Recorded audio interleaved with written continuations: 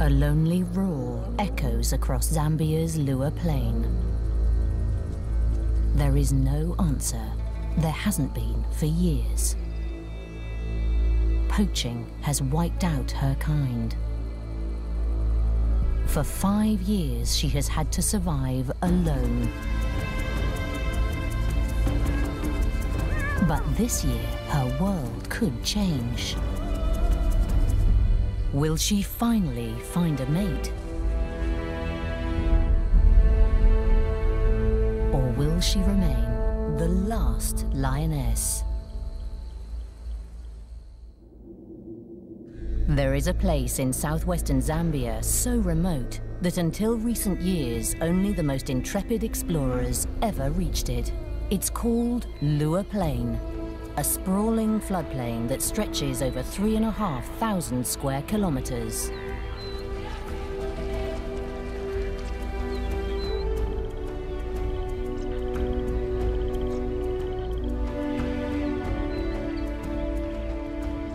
In the heart of this isolated wilderness lives one lonely lioness. She is known as Lady Lua, and she's in her prime. All her instincts drive her to find a mate, have cubs, and form a pride of her own. But she can't. She's alone here. There isn't another lion for hundreds of kilometers. It was humans that sealed her fate. For though few outsiders make it to Lua Plain, some of those that have changed it forever. This is a wounded land. In the late 1990s, poaching tore through its wildlife populations. As the Angolan War raged, soldiers and villagers slaughtered Lua's herds for food, while a scourge of illegal trophy hunters stole its most majestic creatures. Animals once plentiful on the plain disappeared. Wild dog, buffalo, eland, all gone. Prey shortage and trophy hunting drove the once thriving lion population to collapse.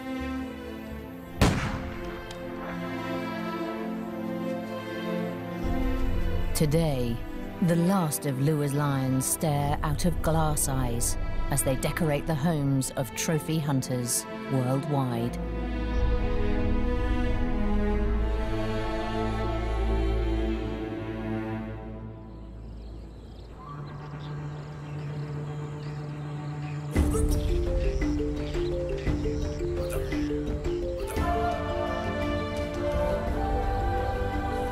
Since 2003, this land has been protected by the African Parks Network.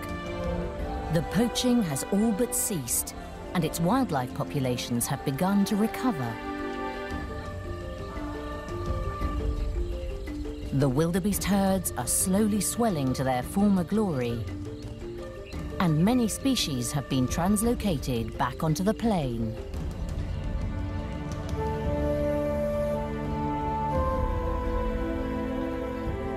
But of the lions, only one remains.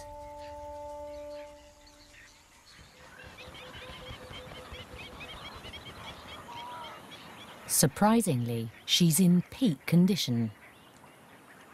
The scar next to her fly-bitten nose and a healed gash on her shoulder are the only clues to the battles she has faced. But surviving as a solitary lioness on these plains isn't easy. Her first concern is food. By the height of the rains in mid-December, scores of wildebeest roam the plain.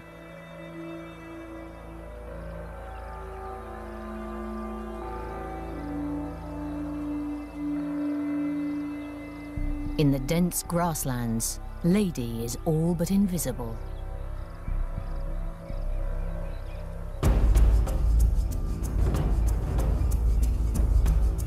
Her tawny coat provides perfect camouflage, and an animal grazing in the tall grass wouldn't see her coming. But wildebeest prefer short grass.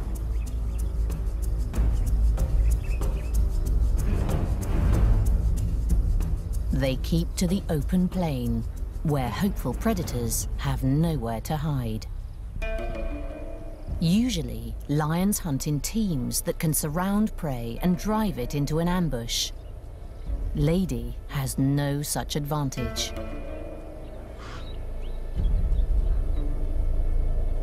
She must stalk her prey alone, in plain sight.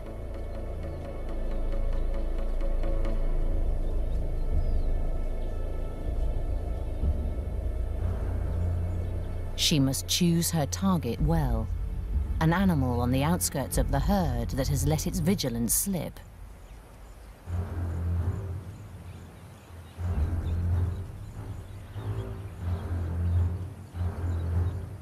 Wildebeest warn each other of danger, so she must approach unseen by the entire herd.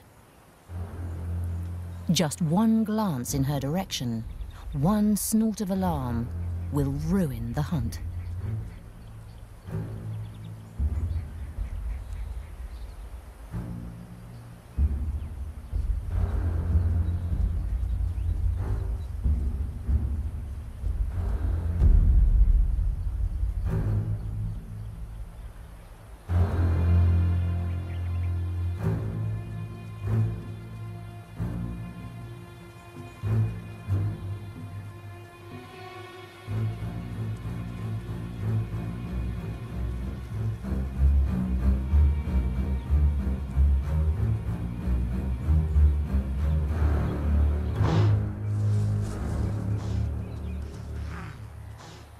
Just like that, the hunt is over.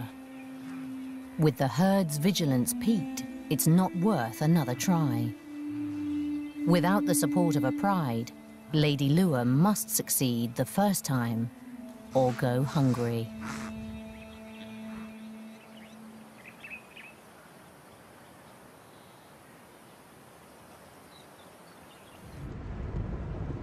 In 2005, a South African cameraman named Herbert Brouwer came to Lure to film spotted hyenas.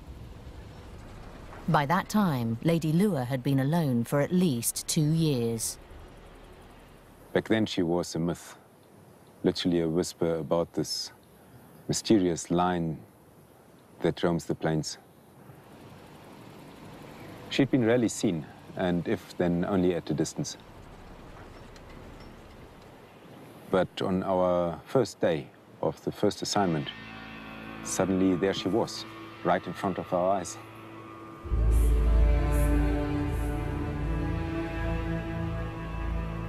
Herbert is one of the very first outsiders to see her and confirm that she is alive and healthy.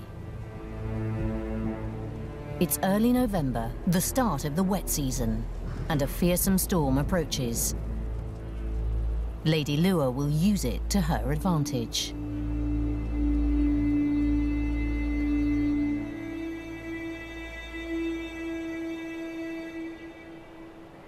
As Herbert watches, the hunt begins.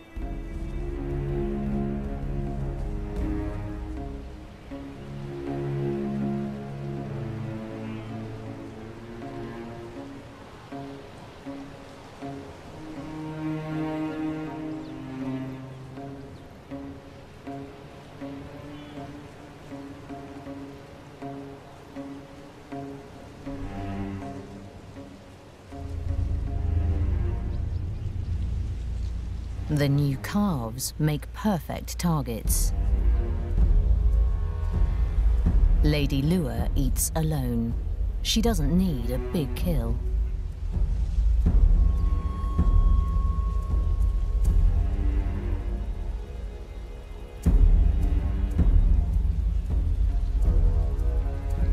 A calf will keep her going for almost a week.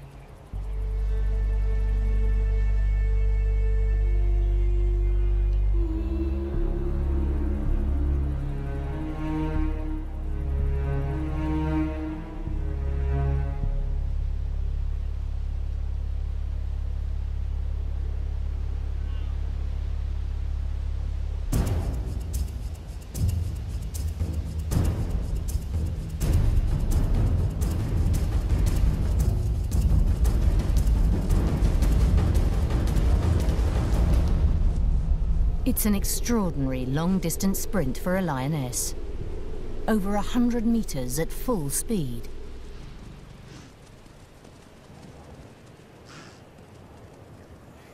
I was amazed not only how fast, but also how far she ran.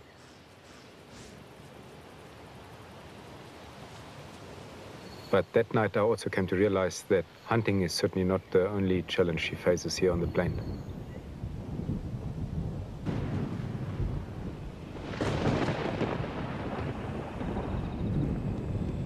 Lady Lua is the only lioness here, but she's not the only predator.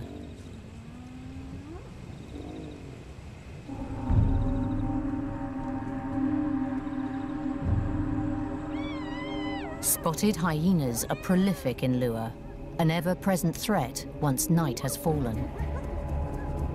They approach from all sides, drawing Lady away from her kill.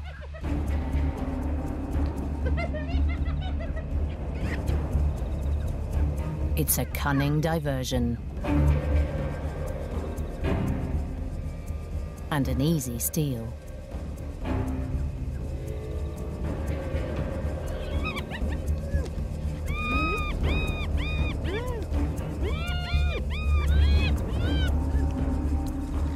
Crucial seconds pass before she realizes that her kill is lost, yet she doesn't fight back.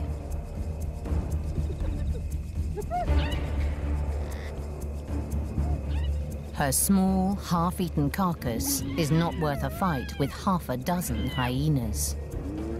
Lady's survival hinges on avoiding conflict, as much as it does on making kills. In the months following the first sighting, Herbert keeps a constant vigil for Lady on his filming expeditions.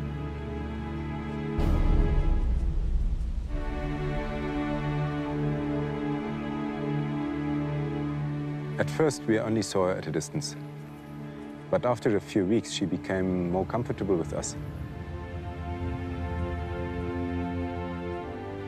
Sometimes she even seemed to be excited to see us and left whatever she was busy with and came towards us.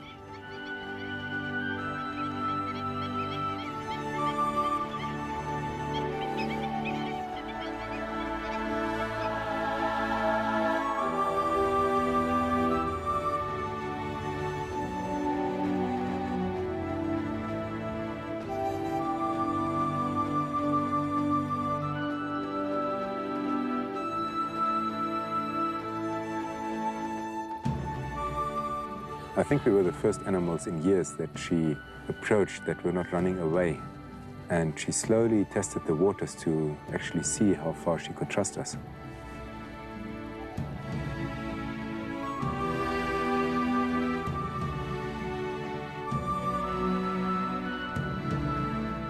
One day, on Herbert's third assignment in Lua, Lady does something unexpected.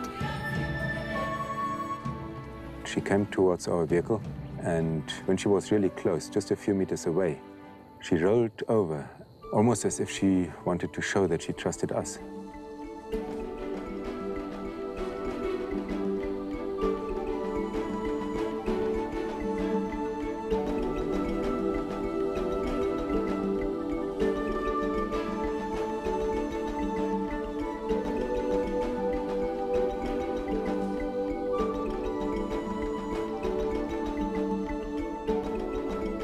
From this day on, Lady Lua's affectionate behavior becomes commonplace, and rolling becomes her greeting.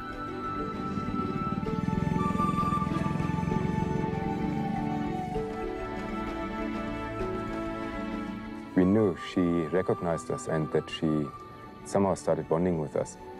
Otherwise, she would not come and do it so often.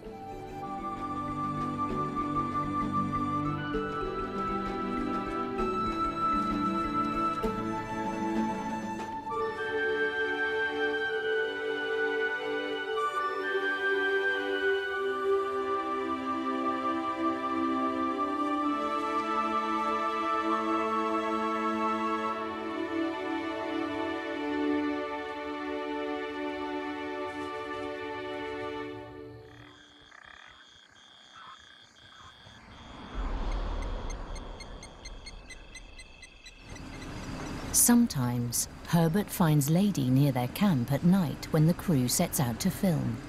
She allows them to follow close behind her as she roams the plain.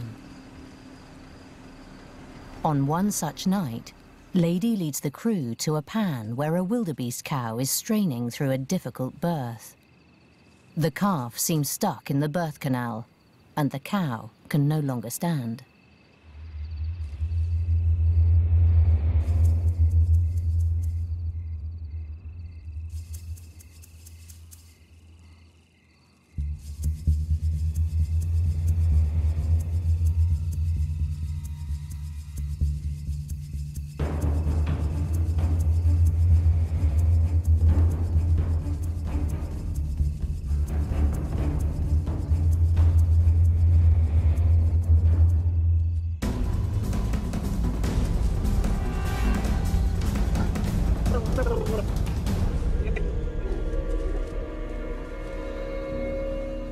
It's over in seconds, an almost merciful end for the struggling mother.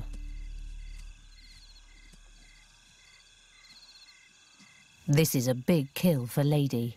It will feed her for days.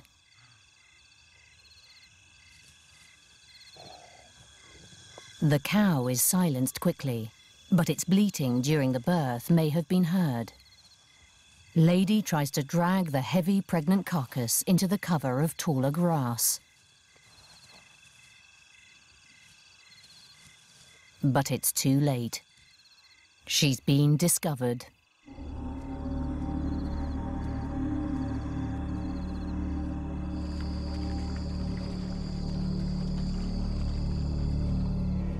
Elated with the easy kill, Lady toys with the carcass like a kitten, oblivious to the threat that closes in around her.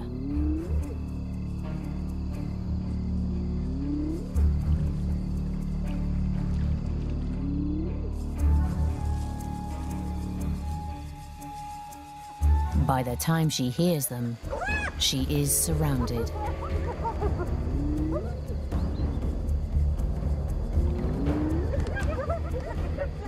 Ominous calls lure her away from the kill once again.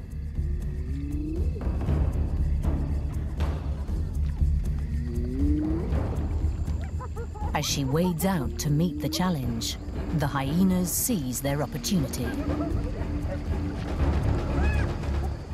Coming in from all sides, the thieving horde makes off with the carcass and tears it apart in true hyena style. But Lady will not be defeated so easily.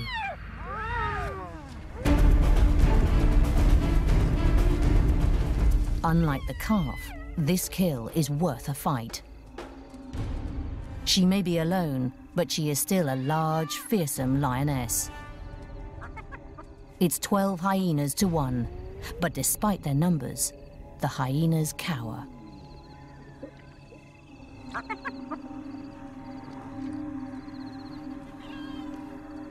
She eats alone on the carcass, as a dozen hungry eyes watch and wait in the shadows.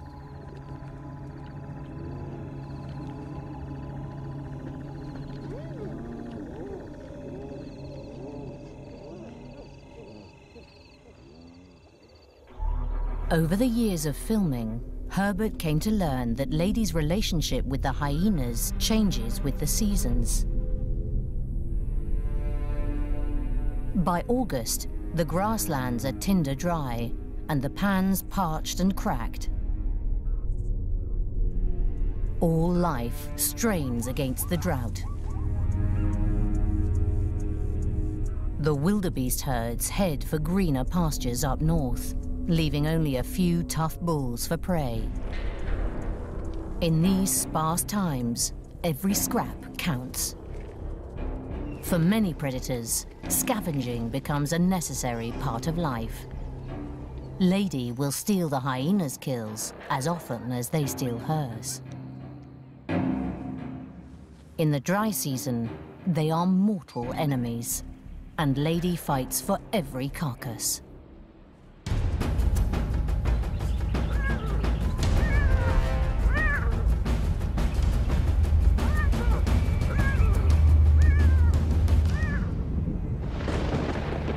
But when the rains come in November, everything changes. Weeks of unrelenting downpours drench the landscape.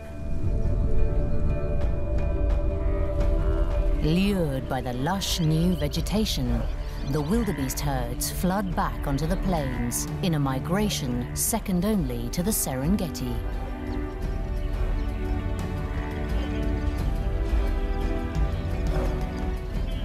Calves are born by the hundreds, and prey abounds.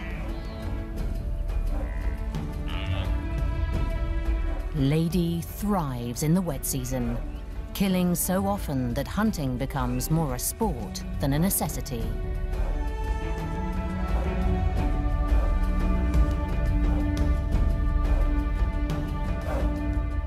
With so much prey, tensions between her and the hyenas diminish.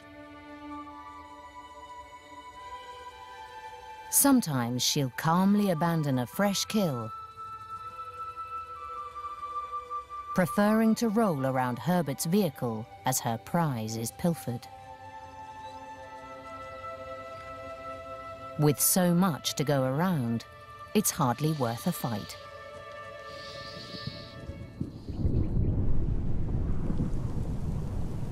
But by January, things change once again. The rains reach their climax, and the plain disappears underwater.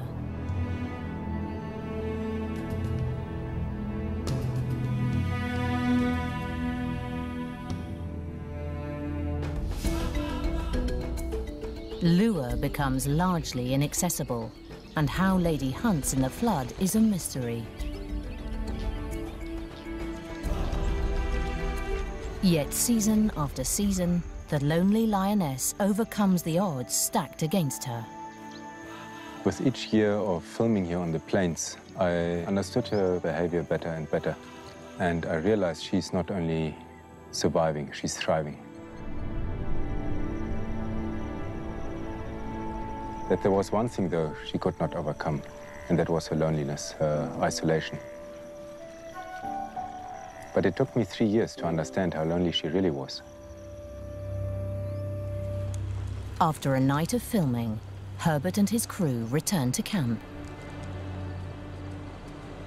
They are not alone.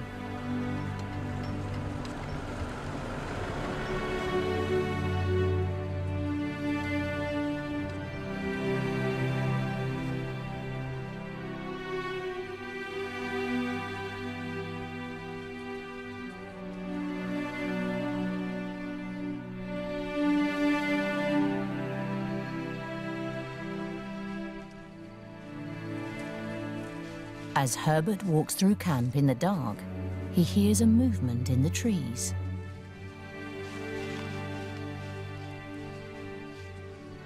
I heard something, and then I looked and I saw something in the dark, and it was her. But I was not afraid.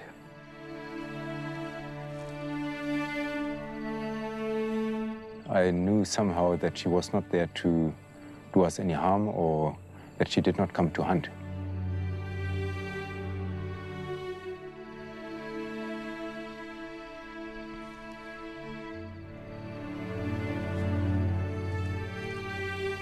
That night, somehow, a bond was forged between us.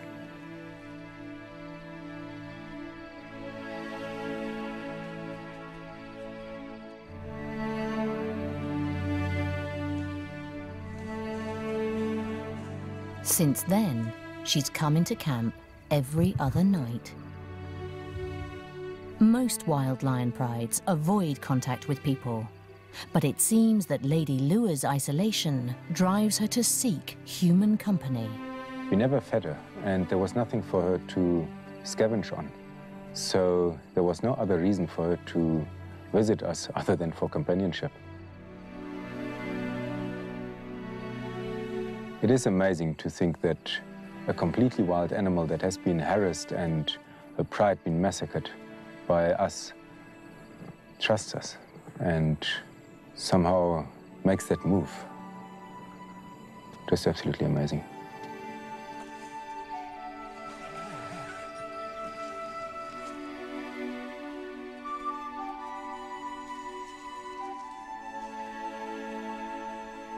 Sometimes she would lie next to the tent.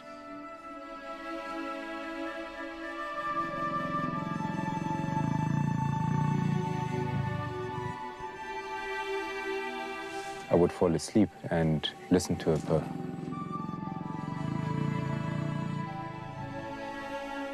And the next morning, I would wake up and she was still there.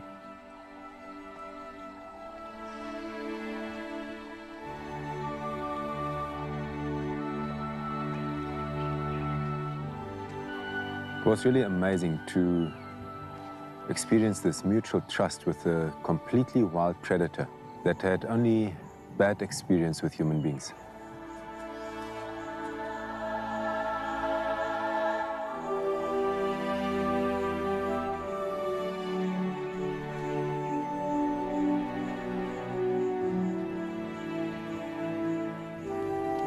She's obviously following me because she's looking for company. She's alone.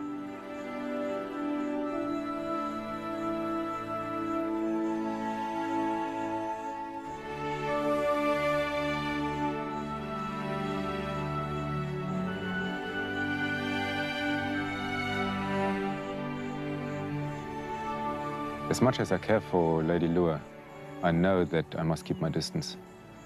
She's a wild animal and we want to keep it that way.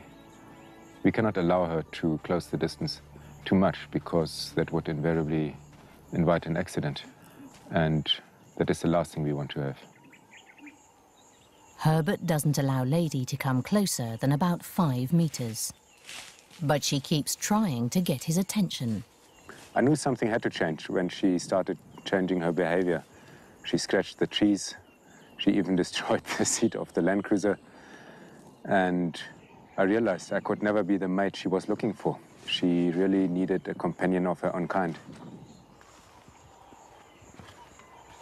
At last, in October of 2008, this may just be possible. Herbert is not the only one who's been following Lady Lua's plight. Craig Reed of African Parks manages Lua Plain National Park, and for the last 2 years, he's been hatching a plan to bring lions back to Lua.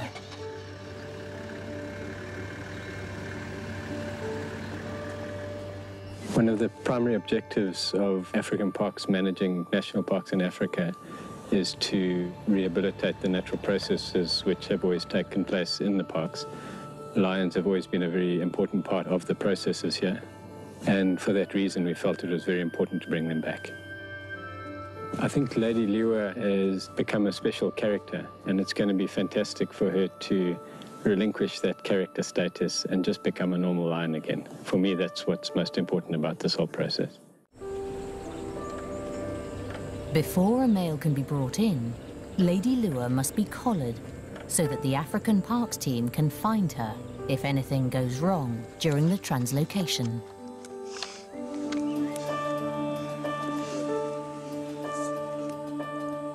Despite vet Ian Parsons' special care, sedation can be a traumatic experience for any wild animal.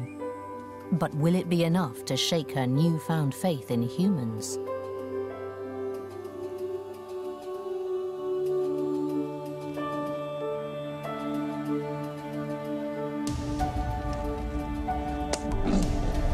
The shot is perfect. The team must move quickly.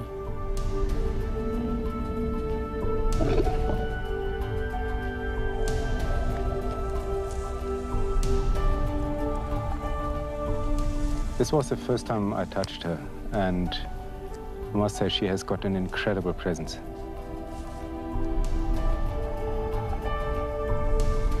But I keep wondering how she will react to the whole process.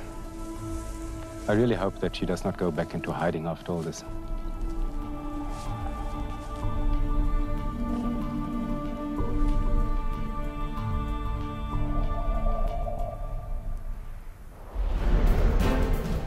With Lady collared, the 450-kilometer journey to Kafue to find an eligible male begins.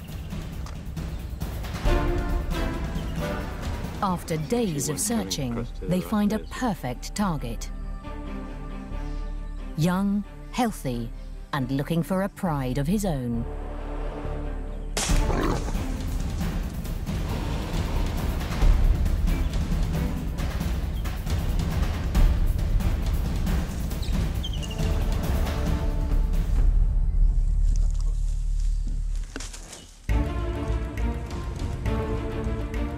The team are elated, but getting the male to lure won't be easy. It's the dry season, and the long road back is riddled with pitfalls.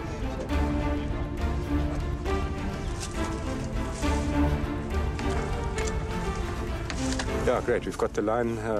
Now it's 8 hours, 10 hours to lure. Hopefully everything's going well on the pontoon. And then new life, new pride. She won't be the last lioness anymore. The roads are rough, the temperature's searing, and the lion must be sedated many times before finally reaching the enclosure in Lure.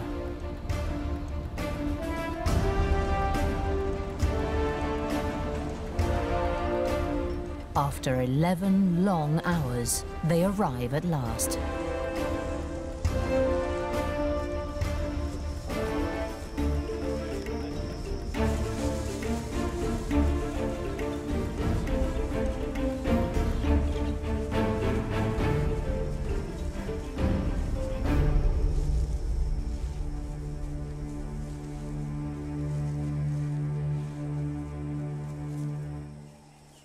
There's nothing left to do but make the lion comfortable, leave him a good meal, and wait for him to wake up.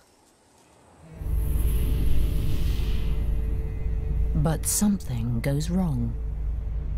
The lion panics as he comes around and must be sedated again. But this time, he chokes on regurgitated food. He doesn't make it.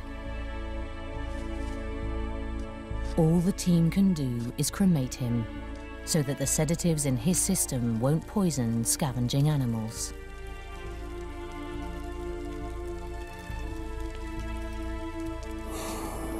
This is very disappointing.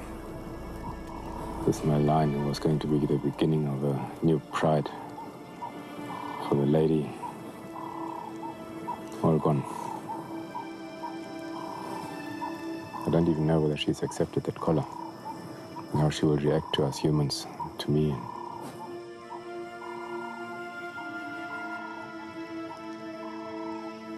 Now, let's see from here. Herbert returns to camp to continue filming, but a shadow hangs over him and the crew. He still doesn't know how Lady has reacted to the collaring, and whether their relationship has changed.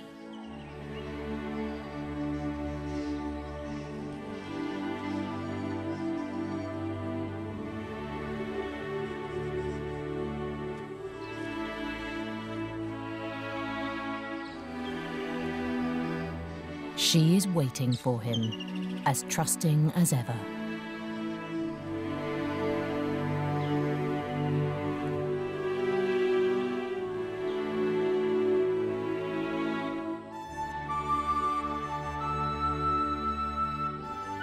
Seeing her again, I know that we cannot give up on her.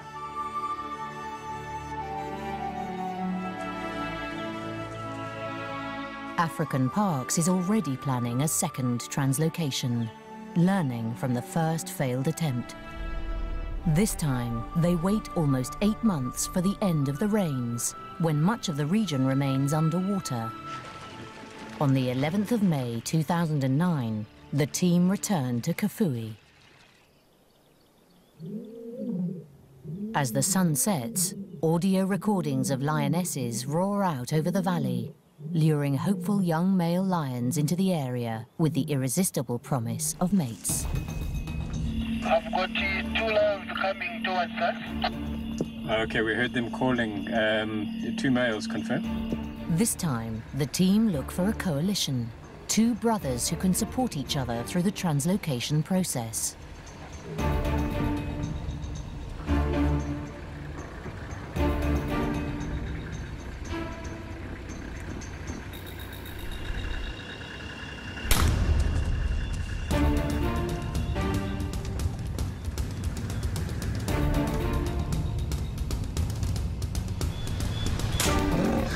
Didn't cause a drop of blood pressure, but she's breathing beautifully. Heart rate's normal. Okay, yeah, that's no problem. We'll keep an eye out on this, huh?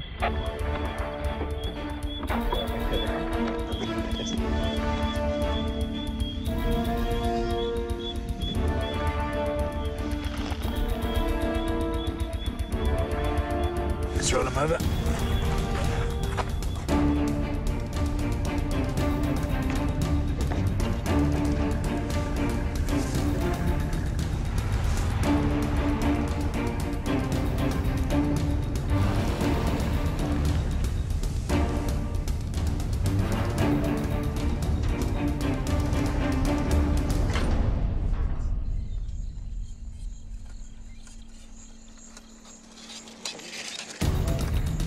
At dawn, the journey to Lua begins.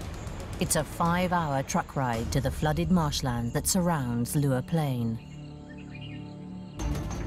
And another hour by boat to Lua.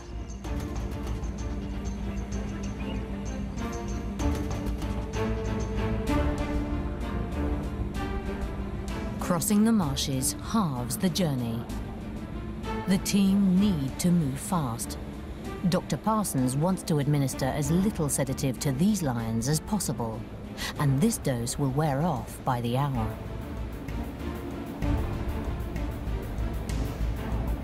There's another advantage to the wet season. Lions have a strong homing instinct, but the high water should keep them locked in Lua for long enough to settle into a new territory.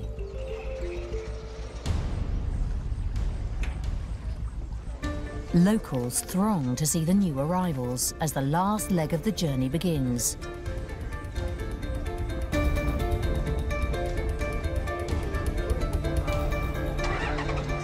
An hour-long race across Lua Plain to the enclosure.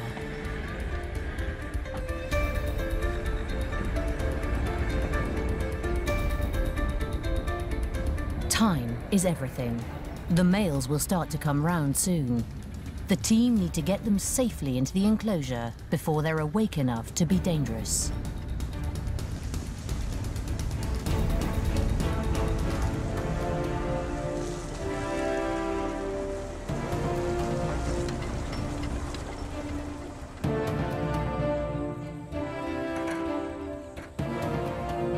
Before the lions are released, one male needs to be collared so that the coalition's movements can be followed and apprehended if they make a break for home.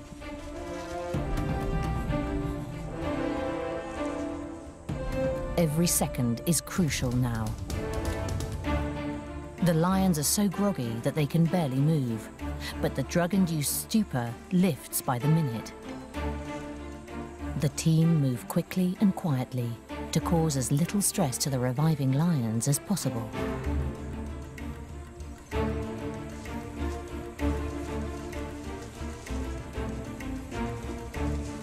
They'll stay in this enclosure, known as a boma, for about 2 weeks, to prevent them from harming Lady or trying to escape back to Kafui as they acclimatise to their new environment.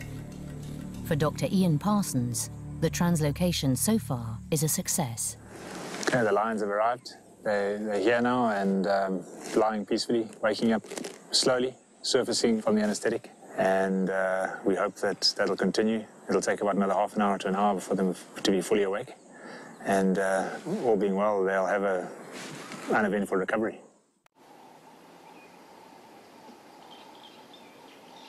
The team wait out the last hours at a distance to make sure that the males wake up without complications.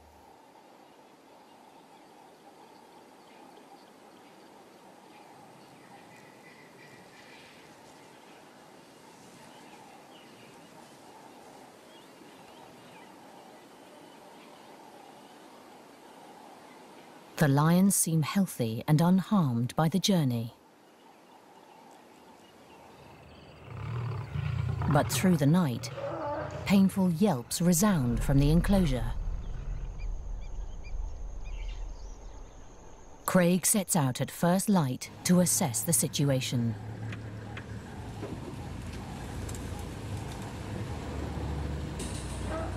The lions are challenging the electric fence. There's the one male lying down there.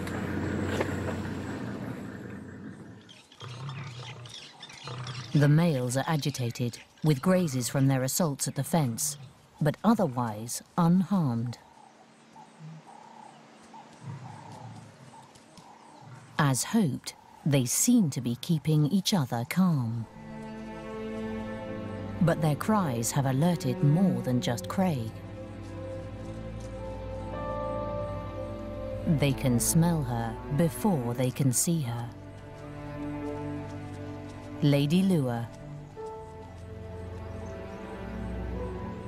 For the first time in over 5 years, she's heard the cries of her own kind, and she's come to investigate.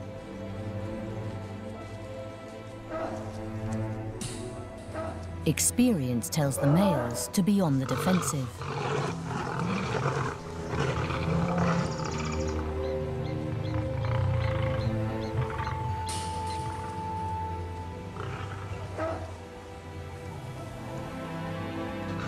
Lady is uncertain of the newcomers.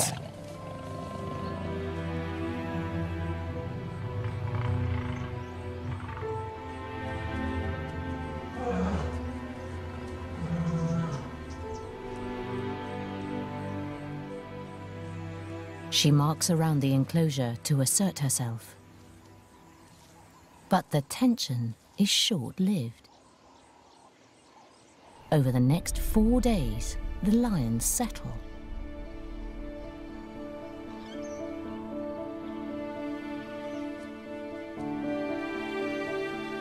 Lady stays near them day and night, leaving only to hunt.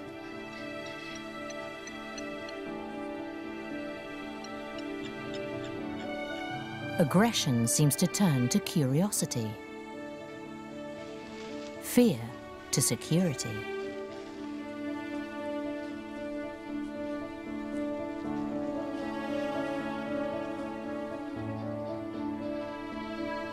They are beginning to accept each other.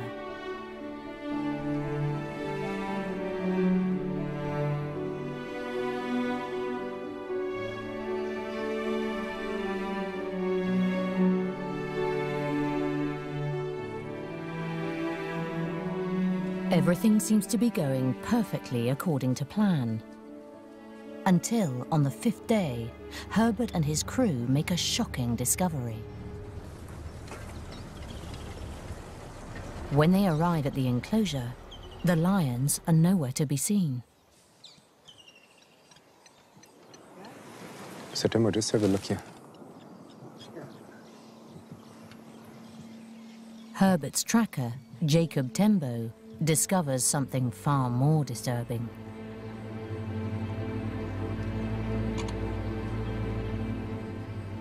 There's a hole in the fence. The guys must have gotten out there. The boys are out. Let's go.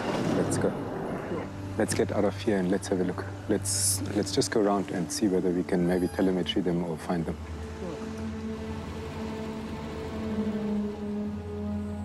The implications are devastating. If the lions have headed north towards Angola and the collar is out of range, this could be the end of yet another translocation.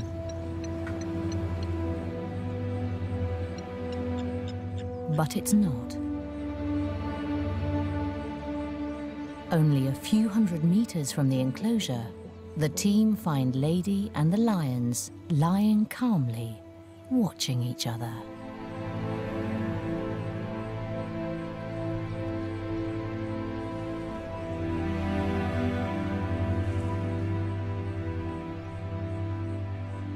Lady begins to roll.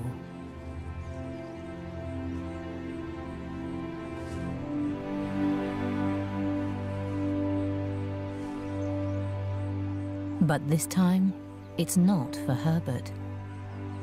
It's for her first real mates in a lifetime of loneliness.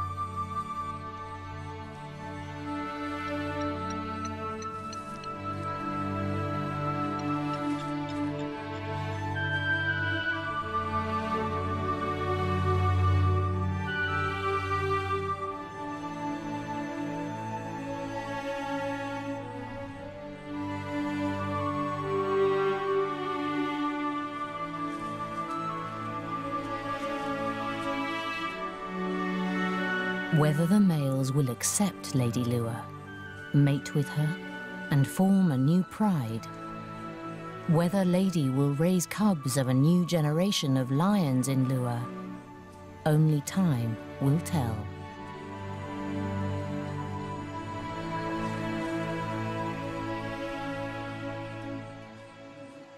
But for now at least, her call will not go unanswered. She is no longer the last lioness.